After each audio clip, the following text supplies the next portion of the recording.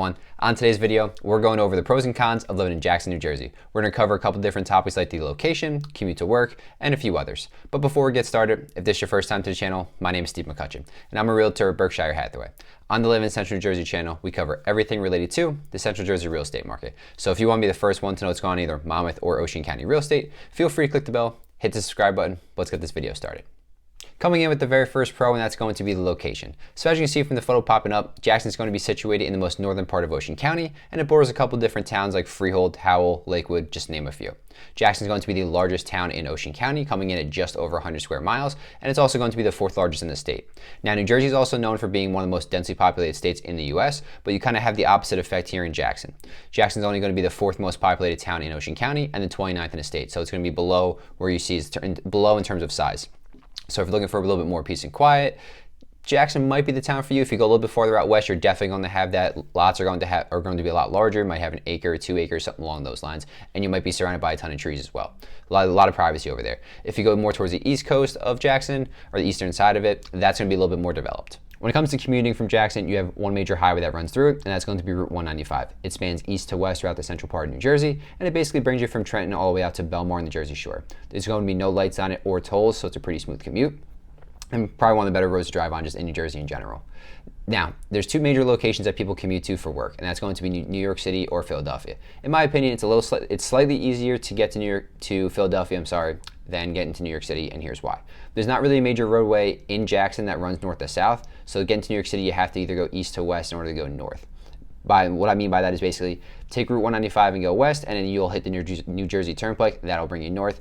Take Route 195 and go east. That'll bring you to the Garden State Parkway, which will also bring you up north. Those are both our two major highways, toll roads, but no lights on them. So a little bit of benefit right there. You could, if you really want to, head on to Route 9, which is a non-toll road, and go up north that way. But it's probably just going to be easier to take one of the more major roads with no lights on it, because on 9 you're going to have a lot of congestion during the rush hour times, a lot more cars, lights, and just slows you down in general. Again, roughly 2 hours for the commute to New York City. If you want to head out to Philadelphia, it's going to be about an hour, 15 hour and a half. So I think it's going to be obviously less time, so you get a little bit of time back in your life.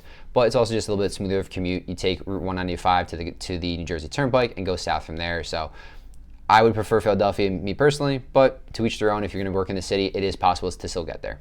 Pro number 2 is going to be the entertainment options in Jackson. So there's three main attractions that I would advise to go check out. The first one's going to be Six Flags Great Adventure. The second one would be Adventure Crossing, and the third one would be the Jackson Premium Outlets. So with Six Flags, they're going to have 3 different parks. One is going to be a theme park with rides like roller coasters, games, that kind of stuff.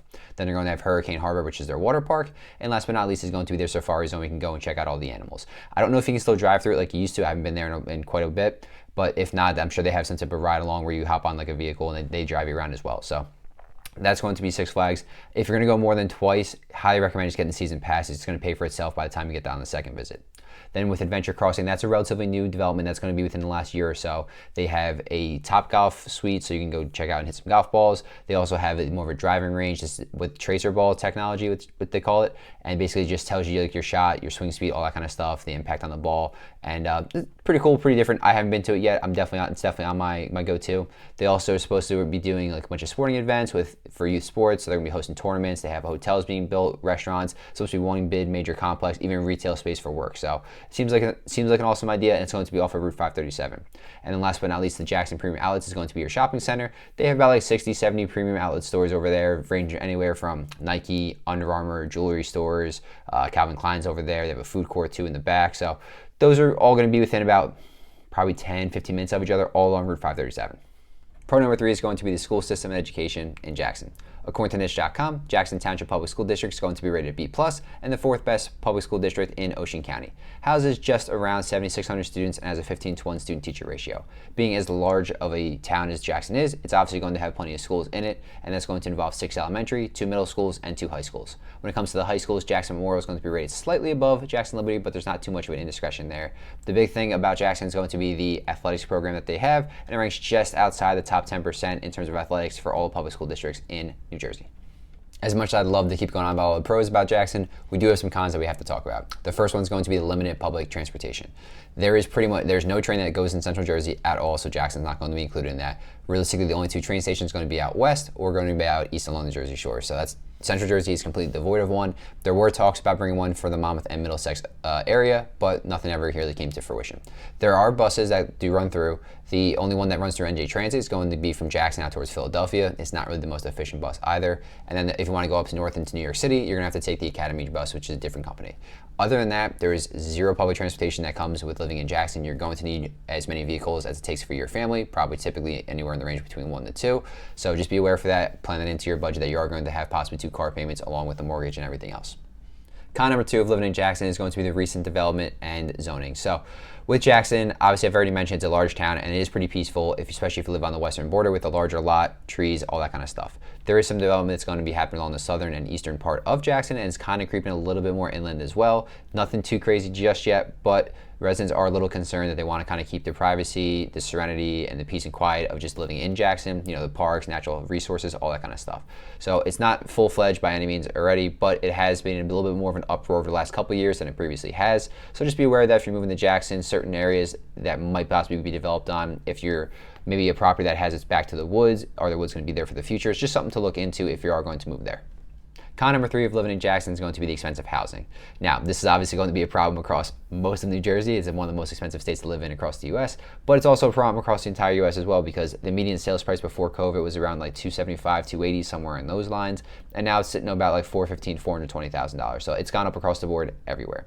With Jackson, though, the town itself, the median home sales price currently is about $545,000, whereas in Ocean County, it's only about $430,000. So that's about a $115K increase versus living in Jackson. But if you go more east into Ocean County, you have the beach towns and all that kind of stuff. You're living on the water, which is always going to be more expensive. So why is Jackson that much more than some of the other towns in the area? My personal opinion is kind of mentioned earlier with the location. You can commute to either New York City or Philadelphia, whereas if you go into other parts of Ocean County and farther south, you pretty much can only commute to Philadelphia. So this might be that borderline where, okay, people that are living or working in New York City are okay with living in Jackson, because we do have cheaper taxes there versus going into Monmouth County, so there's a slight difference there, but the home prices are still a little bit higher. If I had to guess, more people are okay with willing to settle down in Jackson versus some other areas in Ocean, and that's probably why you see a little bit higher prices over there.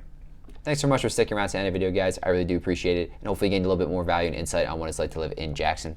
If you're looking to move to the area or sell, feel free to reach out. All my contact information is down below in the comments and the description, whether you're 1 month, 3 months, 6 months, even a year out. It doesn't matter to me. Let's just get you on the right path towards your real estate goals. And if you're looking to move to a different part of the Central Jersey area, feel free to check out the 2 videos popping up here and hopefully help you out a little bit too. Have a great day.